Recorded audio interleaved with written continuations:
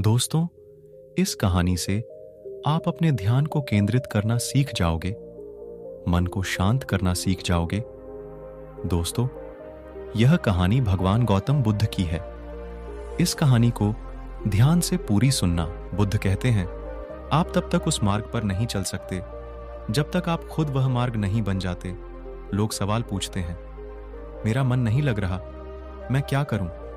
मैं मन को शांत करना चाहता हूं, एकांत करना चाहता हूं, मन को साधना चाहता हूं, हर तरह के फालतू के विचारों से मुक्ति पाना चाहता हूं, पर मेरा मन कहीं लगता ही नहीं, वो हमेशा भटकता रहता है। तो आइए, एक कहानी के जरिए से हम आपको थोड़ा इसे समझाने की कोशिश करते हैं। एक गुरु अपने शिष्यों को ध्यान साधना सिखा रहे थे। तभी एक शिष्य बोला, हे गुरुवर, मैं कुछ समझ नहीं पा रहा, क्या मैं आपसे कुछ पूछ सकता हूं? गुरुजी ने कहा, बिल्कुल पूछ सकते हो। शिष्य ने कहा, जैसे मैं पानी पीता हूं तो मेरी प्यास बुझ जाती है, या कोई भी पानी पीता है तो उसकी प्यास बुझ जाती है, तो यह ध्यान के संबंध में ऐसा क्यों नहीं होता? जब हम आपके कहे अनुसार एक जैसा ध्यान करते हैं तो हम में से कोई पहले तो कोई बात में तो कोई कभी भी ध्यान की स्थिति को प्राप्त कर ही नहीं पाता। ऐसा क्यों होता है? जैसे पानी से सबकी प्यास बुझ जाती है, वैसे ही ध्यान से सबके ज्ञान चक्षु खुल जाने चाहिए, पर ऐसा नहीं होता है। गुरुजी ने कहा, कल किसी ने भोजन पर हमें आमंत्रित किया है, कल तुम मेरे साथ चलना, मैं तुम्हारे प्रश्नों के उत्तर वही दूंगा। अगले दिन दोनों गुरु शिष्य भोजन के लिए एक धनी व्यक्ति के घर पहुंचे। धनी व्यक्ति की पत्नी ने उन्हें भोजन पर बुलाया था। दोनों भोजन करने बैठ जाते हैं। उन्हीं के साथ उस स्त्री का पति भी भोजन करने बैठा हुआ था। उसने अपने सभी नौकरों पर चिल्लाकर कहा, यह क्या बेकार सा भोजन बना रखा है, इसमें कोई स्वाद नहीं है। वह भोजन की थाली फेंककर नौकरों से कहता है कि जाओ, दोबारा ढंग का भोजन बनाकर लाओ। धनी व्यक्ति की पत्नी उन दोनों गुरु शिष्य से क्षमा मांगकर उन्हें भोजन परोसने लगे। दोनों ने भोजन किया। गुरु ने अपनी थाली में 2 रोटी छोड़ दी। गुरु ने उस स्त्री से कहा कि बेटी, क्या तुम मुझे यह 2 रोटी बांधकर दे सकती हो? स्त्री ने उन रोटियों को बांधकर दे दिया। उसके बाद दोनों वहां से निकल गए। रास्ते में गुरुजी ने शिष्य से पूछा कि तुम्हें भोजन कैसा लगा? शिष्य ने कहा, भोजन तो अति स्वादिष्ट था, मुझे पसंद आया, मुझे भोजन करके बहुत अच्छा लगा। गुरु ने कहा, इससे अधिक तुम्हें और कुछ नहीं लगा? शिष्य ने कहा, इससे अच्छा और क्या लग सकता है गुरुदेव? मेरी भूख मिट गई, मेरा पेट भर गया। गुरुजी ने कहा, भोजन तो अच्छा था, फिर वो उस स्त्री के पति को भोजन पसंद क्यों नहीं आया? भोजन तो अच्छा बना था ना, भोजन एक ही था, तब उसे पसंद क्यों नहीं आया? शिष्य ने कहा, आप ठीक कहते हैं गुरुदेव, मैं तो कुछ समझ ही नहीं पा रहा हूं, आप ही कुछ बताएं। गुरुजी ने कहा, अभी तो मेरे साथ आगे चलते रहो। गुरु शिष्य चलते चलते बहुत दूर निकल आए।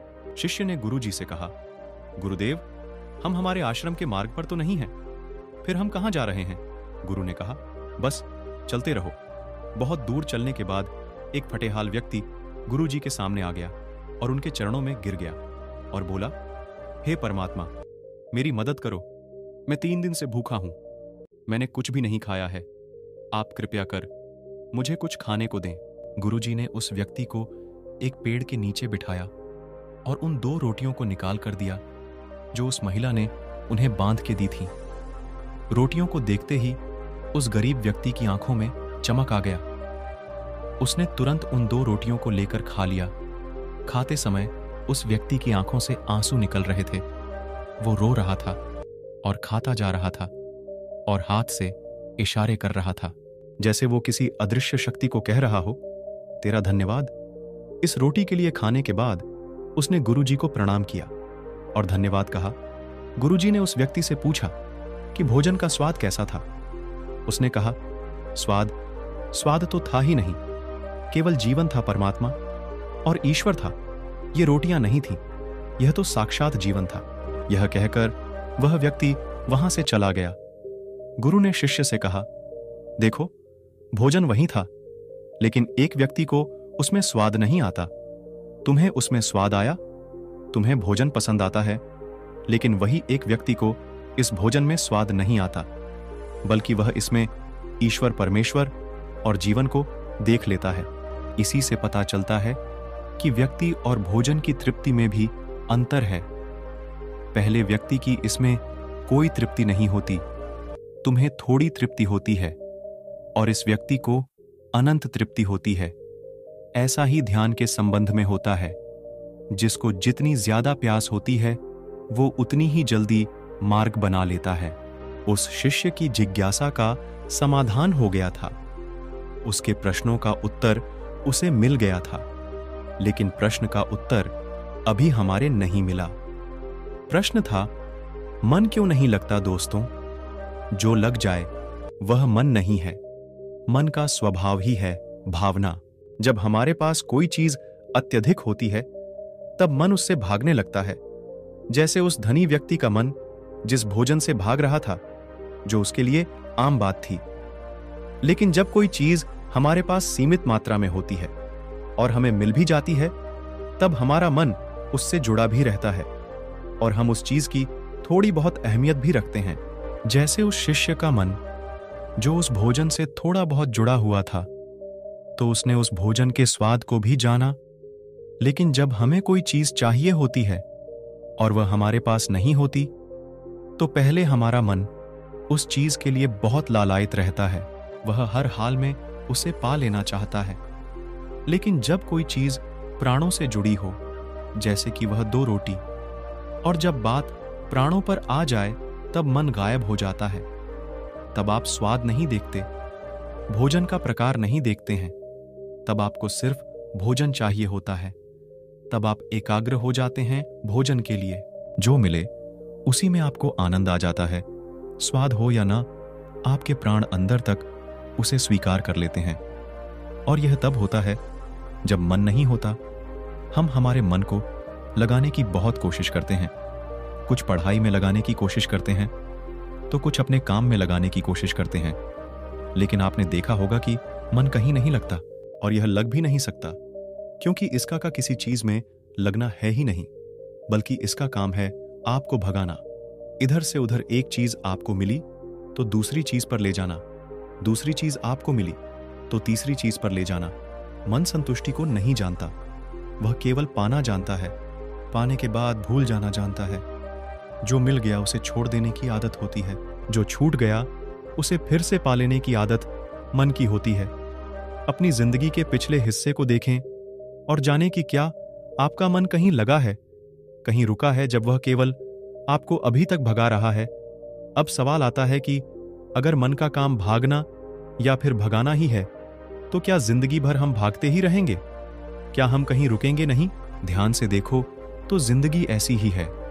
जन्म से लेकर मृत्यु तक इंसान भागता ही रहता है, कभी किसी चीज के पीछे तो कभी किसी दूसरी चीज के पीछे। लेकिन फिर भी कुछ इंसान अपवाद हो जाते हैं, फिर वह रुक जाते हैं, भागना बंद कर देते हैं। तब चीजें उनके पीछे भागती है, वह किसी चीज के पीछे नहीं भागते। इसका सबसे बड़ा उदाहरण स्वयं गौतम बुद्ध। हम आम लोग कैसे अपने जीवन में ठहराव ला सकते हैं? कैसे हम अपने जीवन में एकाग्रता ला सकते हैं? कैसे हम अपने जीवन में अपने मन को अपने आप नियंत्रित करने से रोक सकते हैं? और इसका एक ही रास्ता है, वह ध्यान व्यवस्था लाता है। मन भागता है, ध्यान ठहरा, बुलाता है, लालच देता है। ध्यान लालच को देखने की दृष्टि देता है। मन कहता है दूसरी चीज को पकड़ लो। ध्यान कहता ही जो जो मिला है उसे जान ले। ध्यान एकाग्रता लाता है, लेकिन ध्यान को लेकर भी हम भ्रमित रहते हैं। ध्यान का मतलब आंखें बंद कर बैठ जाने को ही समझ लेते हैं। एक छोटी बच्ची बहुत अच्छी बांसुरी बजाती है। जब वो बांसुरी बजाती है, तब उसके सुर में खो जाती है, तब उसका मन गायब हो जाता है। उसके प्राण केवल उस बांसुरी की धुन में ही रम जाते हैं, और यही उसका ध्यान बन जाता है। लेकिन ऐसा इसलिए होता है क्योंकि इस लड़की को उस बांसुरी में रस आता है, आनंद आता है। यही उसकी प्रकृति है। वो वही कर रही है जो वो हो सकती है। एक अध्यापक है, जब वो अपने छात्रों को पढ़ाता है तो उसमें खो जाता है।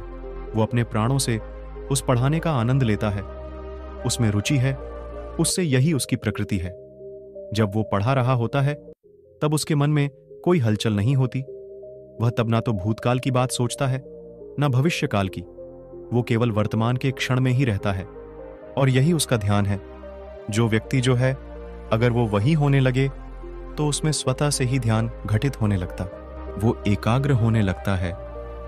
लेकिन जब व्यक्ति कुछ होने की कोशिश करता है तो उसका मन हावी होने लगता है, एकाग्रता टूट जाती है और तब हम भागते रहते हैं, सब कुछ पा लेते हैं।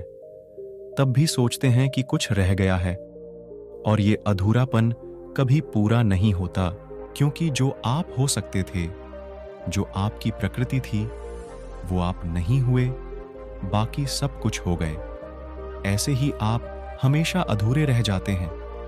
तब मन कहीं नहीं लगता, मन की प्रकृति ही लगने की नहीं है। जो लगता है वह एकाग्रता है, वह ध्यान। और जहां आपको एकाग्रता मिल जाए, समझ लेना वही आपके लिए बना है, जिस पर चलकर आप संपूर्ण हो सकते हैं। तो दोस्तों, आपने क्या सीखा, कमेंट करके जरूर बताना। उम्मीद करते हैं कि आज की इस कहानी से आप सभी अपने मन को शांत जरूर कर पाए होंगे।